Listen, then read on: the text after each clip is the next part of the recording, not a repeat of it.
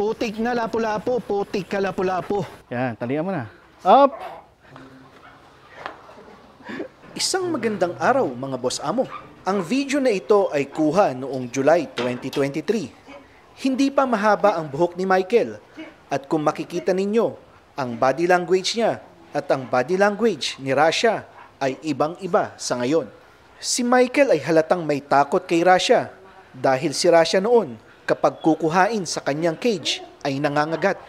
Si Rasha naman dahil alam niya na may takot sa kanya si Michael ay sinasamantala niya ito. Ako naman ay palautos at may alinlangan din na hawakan si Rasha. Nakailang ulit din si Michael sa pagsabi ng sit. Ngunit si Rasha ay hindi nakikinig. Kahit ang paglagay ng leash ay pahirapan dahil kapag sasayad na ang leash sa leeg ni Rasha ay ito ay kakagat. At paglabas ng cage ay talaga naman babatakin kanya ng sobra-sobra.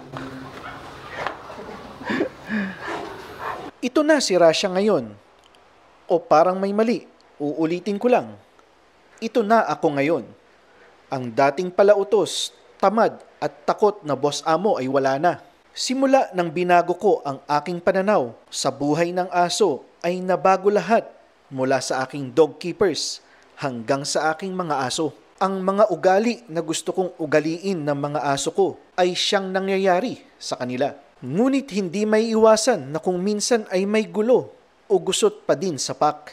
Gaya ng pag-aaway ng mga barako ko dahil sa maraming aso akong babae na inhit. Dagdagan pa ng pagiging territorial ni Lapu-Lapu at ang pagiging mainitin ng ulo niya sa kanyang ama na si Dilim. Ang pag-away ni Lapu-Lapu sa kanyang ama na si Dilim ang dahilan upang ma-activate naman ang dominant behavior ni Bullet. Sa packwalk naman ay ang frustration ni Pyongyang, dahilan upang awayin niya ang ibang mga barako at upang ma-activate ulit ang dominant behavior ni Bullet. Sa mga bago sa Supero ay pwede niyong panuorin sa YouTube ang vlog kong Ang Pamagat ay Boys upang maintindihan ninyo ang mga sinasabi ko. Ngunit ang tanong talaga ay, may iwasan ba talaga ang pag-aaway ng mga aso? Sasagutin ko na agad ang tanong mga boss amo. Ang sagot ay, kayang maiwasan pero hindi 100%. At ito ang kwento namin sa inyo ngayong araw. Ako ang naglabas ng mga barako sa cage para sa packwalk. Sinigurado ko agad na walang excitement sa bawat isa sa kanila bago lumabas ng cage.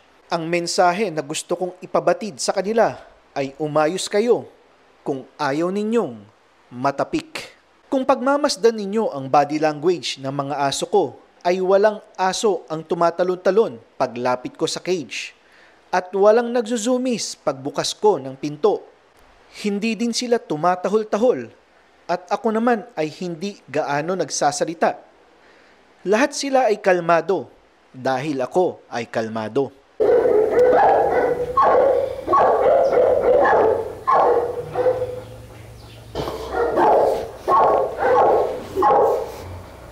Ito ba yung titi, oh?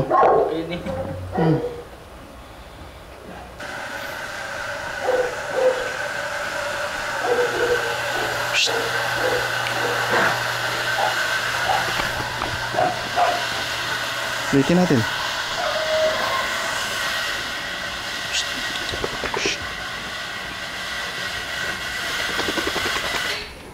Yan. Ang una nating papakawalan si Lapu-Lapu. Ang nangyari kasi ito, di ba territorial to? Titignan natin yung reaction niya kay Dilim. Ngayon, pag halimbawa ang akmang susugurin niya si Dilim, ibablock natin kung nasaan man si Dilim. Hanggang sa mawala yung fixation niya kay Dilim. Okay? Pagkatapos nun, pag okay na, tsaka natin papakawalan yung ibang mga lalaki. May question? Sa tingin mo, mag-aaway sila kahit tatlo lang sila? Bullet, Dilim, Lapu-Lapu? Mag-aaway pa rin?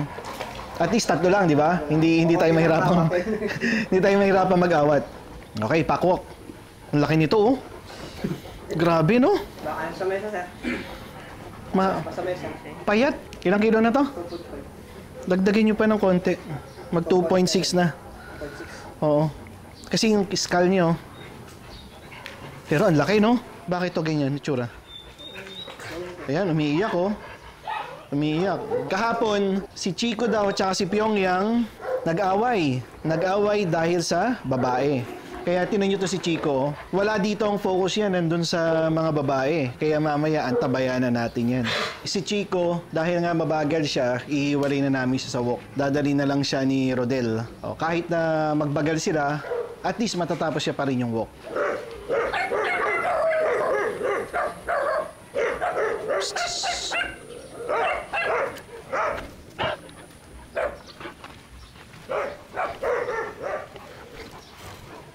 Ganito kami maglabas ng mga aso.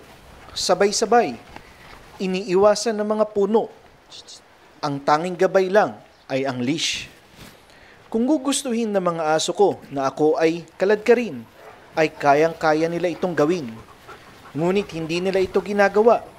Ang tawag doon ay respeto ng aso sa boss amo. Sa paglabas ng gate ay makikita mo na agad ang asong dominante at matigas ang ulo. Si Pyongyang at si Lapu-Lapu agad ang pasaway at gusto na agad makalabas. Ang ibang mga aso ko naman ay matyagang naghihintay.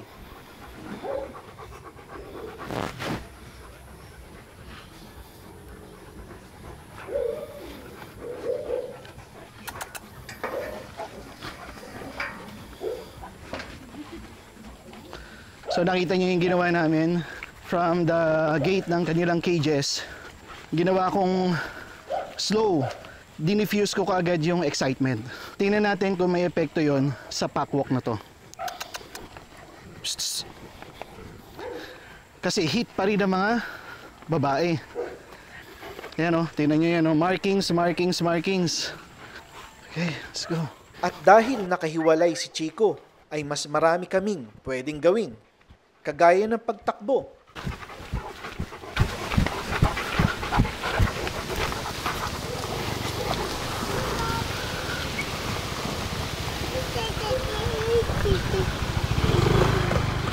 Umulan din kagabi, kaya basa ang lupa.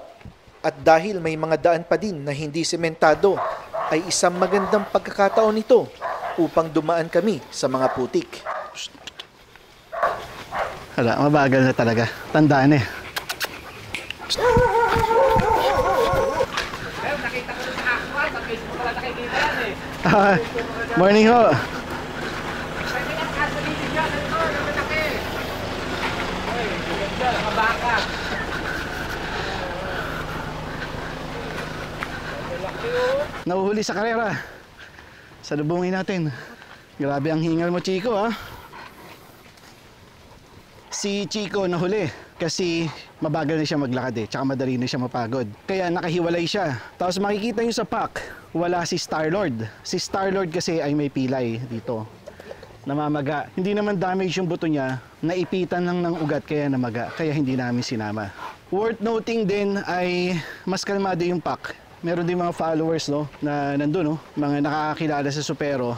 Hindi natin pinapalapitan kasi sa mga ganyan, pag excitement tapos sobrang dami ng dala mo, yung excitement could turn into chaos. Kaya dinidifuse agad natin yung mga ganong energy.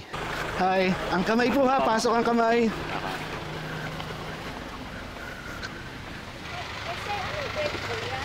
Alabay po, alabay.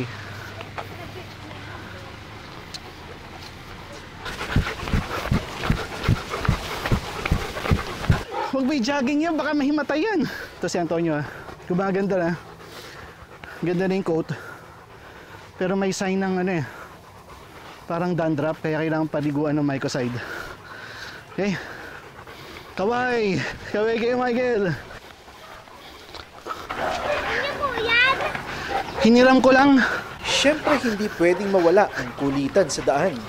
Magandang pagkakataon din ang training exercise na ito upang masanay ang mga aso ko sa ibang tao, lalo na sa mga bata. At dahil nga nakahiwalay si Chico, ay mas mahaba ang packwalk namin. Tumakbo din kami sa Barangay Road.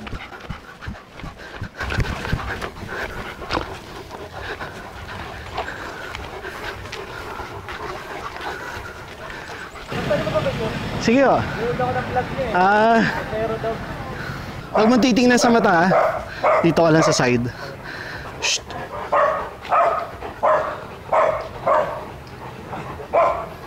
Okay. Thank you, thank you. Sir,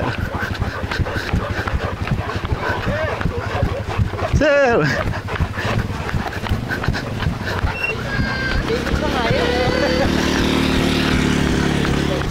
Pagod na yan. Sulit na sulit ang packwalk namin. Tamang-tama para sa pangalawang parte ng aming training exercise. Hindi na-trigger si Pyongyang at si Bullet. Ganito din kaya ang mangyayari kay Lapu-Lapu? I-interpret natin yung body language ni Lapu-Lapu. First, tingnan nyo yung titi niya. Oh. Tingnan nyo. Even after packwalk, nakalabas pa rin yan. Ibig sabihin, ang excitement level dito sa loob ng supero ngayon is mataas because of yung mga heat na aso. Kikita niyo yung posture ni Lapu-Lapu, tayo ang buntot. Nakikita niyo yung posture na yan. Yan yung posture niya nung inatake niya si Dilim. Facing here, facing yung area na yan, meaning to say ay nag-aabang siya ng mga aso na lalabas. O, una natin papalabasin si Bullet. Okay, tapos i-observe natin yung reaction ni Lapu-Lapu. Okay, so very kalmado si Bullet ah. Pagod yan eh. Oh. Okay, next agad si Dilim. Palabasin si Dilim. Okay, ayan na si Dilim. Pumunta agad sa heat. Heat ang gusto, hindi si Lapu-Lapu. Alright, so si Bullet nandun din sa heat. Okay, so si Lapu-Lapu. So papakawalan ko si Lapu-Lapu. Tingnan ko kung anong magiging reaction niya kay Dilim. Okay?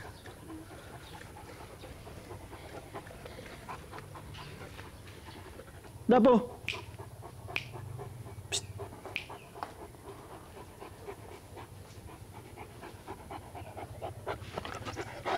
Tama yung pangil na yan, oh. Pag yun na sumagpang sa'yo, oh, napakalalaki. Kaya kailangan talaga tame, eh. So far, walang reaction si Lapu-Lapu kay Dilim, tsaka kay Bullet. Pakawalan natin yung best friend niya, si John Wick. John Wick! Pinakawalan na nga si John Wick at pagkatapos ng ilang minuto ay pinakawalan na rin ang ibang mga barako. Si Dilim at si Lapu-Lapu ay hindi pa din nagpapang-abot. Ngunit kitang-kita sa body language ni Lapu-Lapu na wala siyang hangad na gulo, para siyang isang maamong aso. Alam na alam ni Lapu-Lapu na nasa kanya ang atensyon ko. At kung nararamdaman ko na malapit nang mag-flip ang kanyang utak, ay dinidifuse ko na agad ito. Si Bullet nakabantay din, oh. Ready to attack yan. Pag-ganyan lang yan. Si Bullet nagre-relax. Ito ang tagpo na hinihintay ko kay Lapu-Lapu. Nakikipaglaro si Lapu-Lapu kay John Wick at Antonio. Good sign. Hindi siya naka-guard position. Naka-playful position siya ngayon. Then si Bullet nasa background. Good sign. Kasi hindi siya umaatake. Russia, John Wick. Lapu-Lapu. Itong dalawang to talaga magkaibigan, you know? Kanina ko pa ino-obserbahan to si Bullet eh. Laging naka-standby. Oh, ayan. Yung mga tinik na yan, wala na, tanggal na, di ba? Kasi humahampas yung mga katawan nila dyan. Hindi nila iniinda, hindi sila nasusugatan. Okay, so mag-aalas 10 na ng umaga at simula kaninang alas 8 hanggang ngayong alas 10 ay walang fight. At ito si Bullet, naka-standby, laging nasa likod ko or malapit sa akin kasi ako naka-guard ako kay Lapu-Lapu. Si Lapu-Lapu nandun naglalaro with John Wick, wala naman ding problema. Ang ginawa lang namin ngayon, inihiwalay namin si Chico dahil ang daming heat. So magbabanatan talaga eh. Sobrang kawag na yung buntot nila at excited na silang maka-mate. Eh hindi naman pwede. So far so good. Sa araw na to, sa exercise na to ay very good lahat. Walang fight. So sa nagsasabi na lagi may fight sa mga aso ko, hindi. Hindi lagi nagkaka-fight dito sa Supero. At yung natatimingan lang kung minsan may vlog kami, may fight. Pero in general, once a month, ganyan, twice a month, ganun lang. And yung fight, hindi nakagaya dati na sobrang diinan talaga, no? Wasakan talaga ng laman. Ngayon, hindi na. Parang mga dominance na lang. Mga dominance fight. Okay, so ito si Star-Lord. Nakikita nyo yung kaliwang paa niya. Ayan, no? Psst. Hindi ka pa pwede maglaro. Oh, Kobe, ano? Lalaban ka?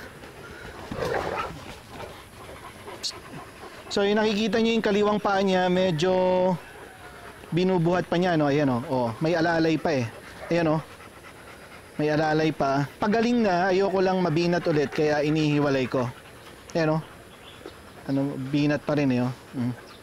Tsaka pumayat siya. No?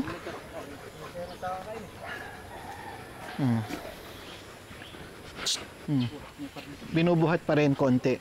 Konti na lang, hindi kagaya dati. Iwag nyo pa rin dito Tapos pwede siguro siya mag-isa, walang kalaro.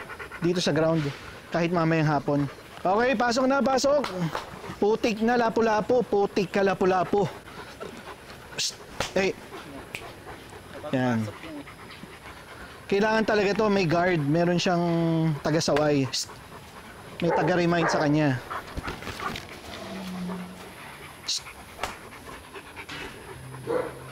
Si Lapu-Lapu ay hindi balanseng aso.